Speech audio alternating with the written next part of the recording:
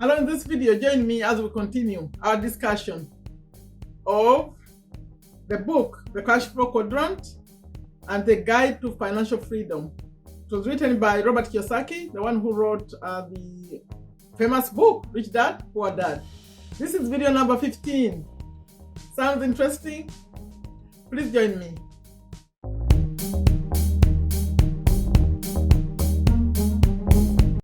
Hello, welcome to Take a Step to a Better You. In this video, we continue the book, The Cashflow Quadrant, A Guide to Financial Freedom, and this is video number 15. In this particular episode, he's talking about leadership and how some people are self-employed and others are business owners. We started on that in video number 14, and we are continuing with that. But he's talking about leadership. If you're new, my name is Sherifa Nakalema. I'm a business owner here in Virginia, USA. And this channel, I like to talk about business, money making. I like to talk about personal development, motivation, and everything is intended to ask you to take a step to make your life better. So please, if that sounds like a good thing, consider subscribing to the channel.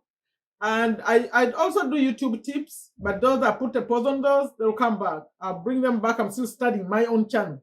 So I'll come back sharing what I'm learning, but a little bit in the future weeks. So if you're a YouTuber, I do that too, but I already have, especially YouTube analytics topics. I have so many videos in the playlist on YouTube tips. You can find them already on the channel. And for those of you who have been here already, who have been coming, and especially on premieres, I appreciate you very, very much. Please like the video. Please leave a comment, share the video. And your new ones also, please leave a comment for me. Now, the schedule here. I'm here daily, 12:30 p.m. USA Eastern Time. Daily, 5 days a week, I do books. And then on, Monday, Tuesday, Wednesday, Thursday, and Saturday. That's book topics. Then on Friday, I come live. And then on Sunday, I do motivation. Okay, that's my schedule. Now, 15 he's going to touch on leadership. But in 14, we handled a very important topic. I like to remind you of where we ended on 14. Video number 14, by the way. This book, if you want to get it, everything is in the description. Audio is free for 1 month. Physical, you can go buy on Amazon.com. And also the videos I've finished, 1 to 15, are all in the link is in the description and my pinned comment. Let me also mention that. Okay, number 15, I said is about leadership, but 14, we had started an important discussion. I see how people are leaving comments. The difference between a self-employed person and a business owner.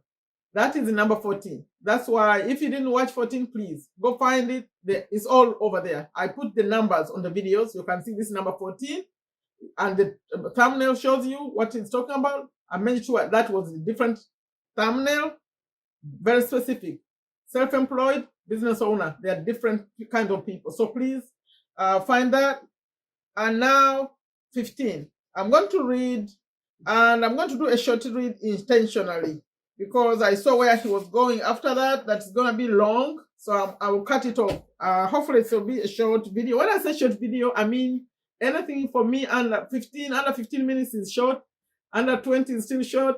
So yeah, because we can't finish it. We won't finish it if you go too short. But this one is intended to be a short one. Okay, he says, here's the subheading. Leadership is bringing out the best in people. For those of you watching for the first time, later I'm going to show you the cash flow quadrant, what it is. Normally I show it by this time, but I see that there's the part where I'll show you what this whole book is all about. The cash flow quadrant, why it's called that. It's coming. I'll show you the image. But for those of you who have been watching me, you already seen it. I keep showing it. I show it a little bit later. Okay.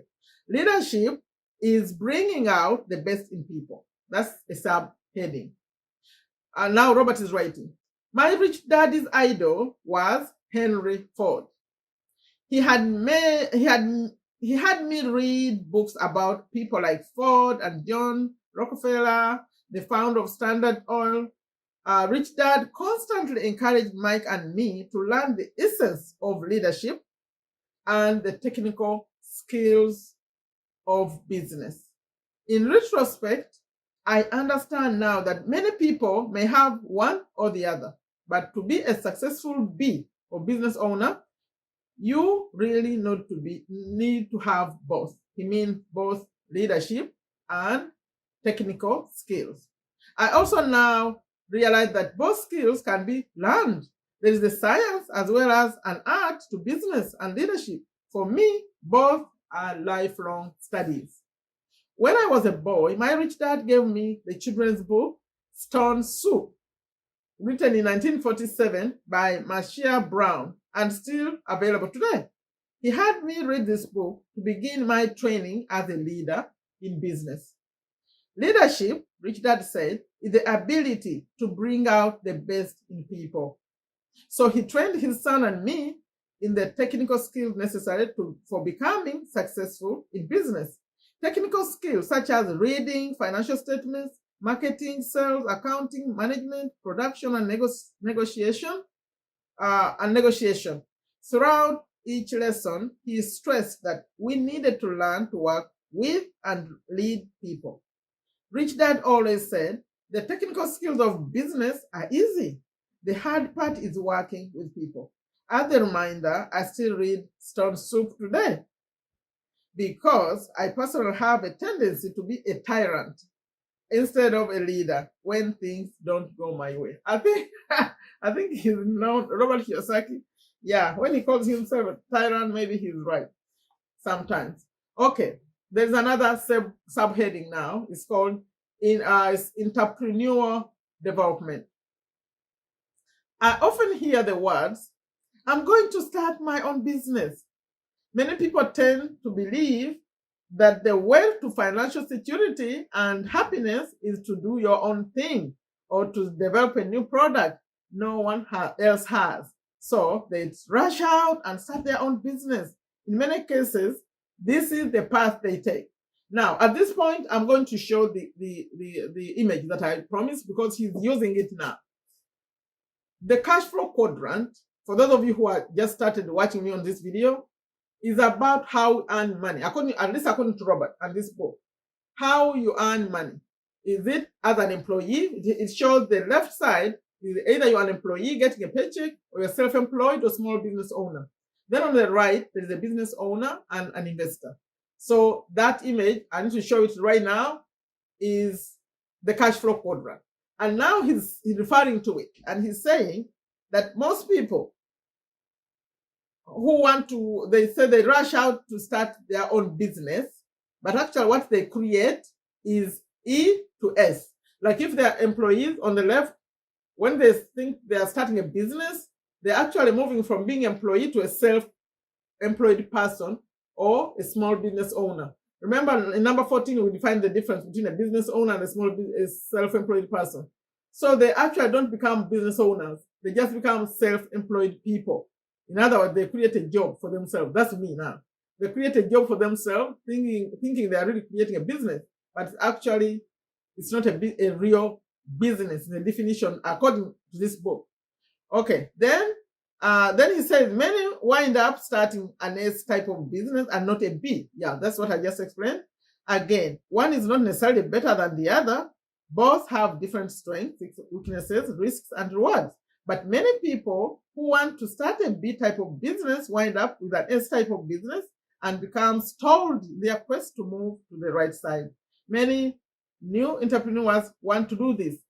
When they say they want to start a business, they thought, when you remember that image, they thought they were crossing from employee to business. But actually they are going down. They are from employee to self-employed.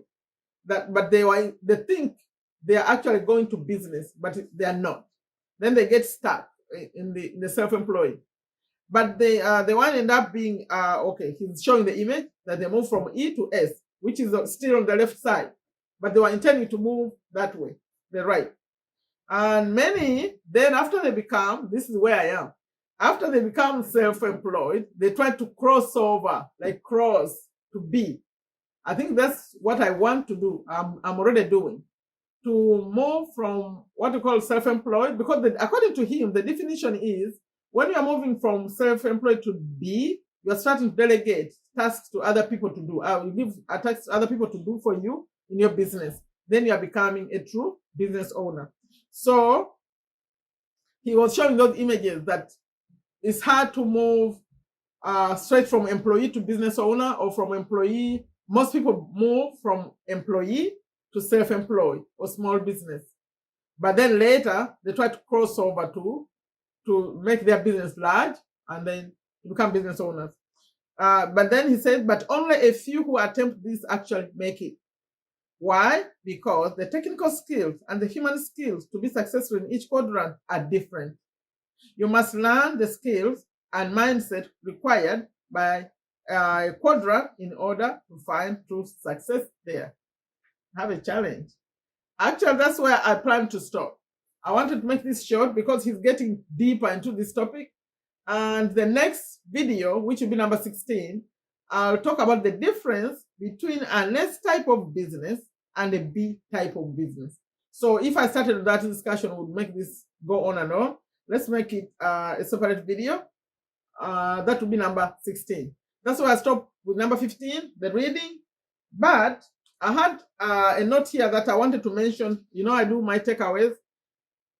The leadership. He said leadership is bringing out the best in people. When I used to work as an employee, I think I just, up by that, I realized I had a good leader at some point, because he noticed very quickly what was the best in me, what I was good at. If you are an employer or a leader, according to this one, you need to know the best in people, because people have their strengths and their weaknesses. But then don't focus on their weaknesses. Focus on their strength and let them shine in that strength. So it's very important to notice that, because you may think that for an employee to be good, they have to know everything or to be good at all this and all that. They could be poor at even coming to work on time. Maybe they are already late comers, but once they are there, they are doing a great job. And then you find, like, people have different, like some is that good at people skills. They can help you with the people skills in the office or in your job, in your business. Others are good with technical stuff. So once you know that someone is good at that, just focus on that and develop more of that. As they work on your weaknesses too, you can work, but don't emphasize it. I guess that's my point. Don't emphasize their weaknesses. Focus on their strengths. And then as we try to also minimize, maybe you can support them on minimizing the weaknesses. But my point was, bring out the best in people. If you do that, that's great, because then you put people in the right places where their strengths are, and productivity. You know, that's a goal when you're a business owner. I'm learning. When you are a business owner, you have to focus on how to make everyone productive, how to make everyone comfortable where they are, so that they can focus on getting out the best in them, and they can focus on getting out the best in themselves. You see, you can get the best out of them, but they can also want to give you their very best. So encourage each other to do that, and then you make it. I guess that's my 2 cents. I don't have a big business yet. It's growing.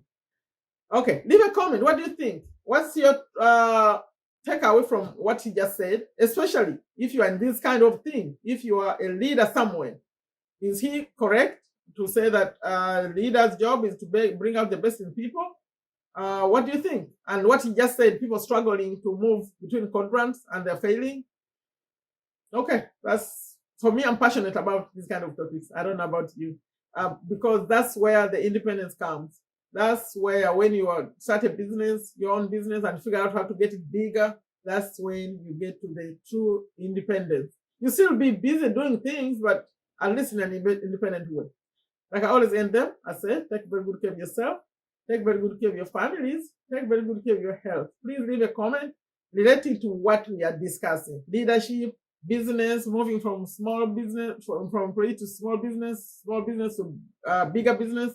What's your takeaway? Take a step to a better you. Bye-bye.